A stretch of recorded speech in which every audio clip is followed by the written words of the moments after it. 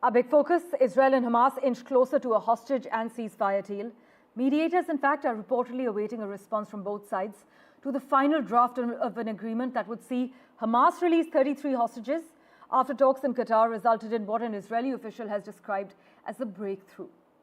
The momentum, though, marks the first sign of serious optimism in months, as Donald Trump's inauguration next week has actually upped the pressure for a deal. Trump's Middle East envoy participated in negotiations alongside Joe Biden's team, conveying a consensus between administrations. Still, challenges remain. Israel's far-right finance minister said he wouldn't back any truce to stop the war in what some have called a last-minute wrecking ball for negotiations. Listen in to what the Israeli foreign minister had to say on record. Progress was made. We see some progress in the negotiations. Israel wants a hostage deal. Israel is working with our American friends in order to achieve a hostage deal. And soon we will know whether the other side wants the same thing. My colleague Mohammad Ghazali has been tracking the finer details very closely. He joins us live at the moment. Ghazali, we've just heard from the Israeli foreign minister. So are the terms of a deal between Israel and Hamas for a ceasefire in Gaza and the release of hostages actually being finalized?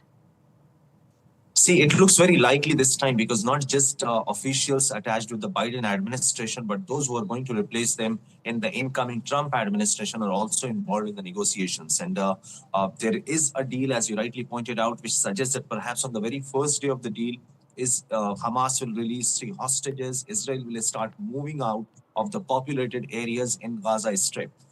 More than that, it is also pressure on Benjamin Netanyahu because he has been accused by several officials, both in Biden administration, both in his own government, who have been suggesting that he took out some liberty to stall the negotiation process. But this time around, perhaps Hamas has also agreed on such terms on which they were not agreeing in the previous negotiation processes. So this time around, it perhaps appears that both Biden and Trump have put pressure on Mr. Netanyahu as well to ensure that the deal gets through and we have a ceasefire as well as release of hostages from the Gaza Strip. So hectic negotiations are going on in Qatar. Netanyahu also sent his officials to Doha to go through the proposal, to go through the text of that entire draft proposal framed by the United States in consultations with Egypt and Qatar, and even Hamas members or those representing Hamas were part of this negotiation. They are also going through the proposal. And Mr. Jake Sullivan, the National Security Advisor, also confirmed yesterday that perhaps by the end of this week,